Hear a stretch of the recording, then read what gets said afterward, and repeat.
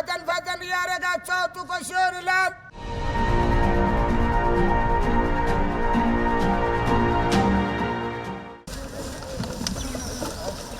እኛ የከተማችን ጽዳት አምባሳደሮች ነን። ከህብረተሰቡ በመጥራት አንዳንድ የህብረተሰቡ ለይቶ የሚያመጣው አለ። ህብረተሰቡ ለይቶ የሚያመጣውን ደግሞ የኛ የራሳችን ልጆች እዛው የመለየት ስራ የሚሰራሉ። ቆሻሻውን ያከማቻሉ።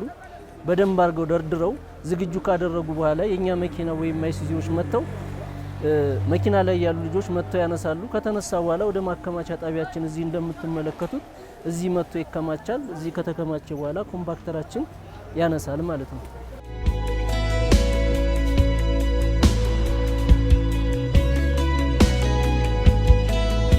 ከዚህ ከተነሳ በኋላ በቀጣይ ወደ ረጲ ነው እንግዲህ ወስደን የምናስወግደው ማለት ነው።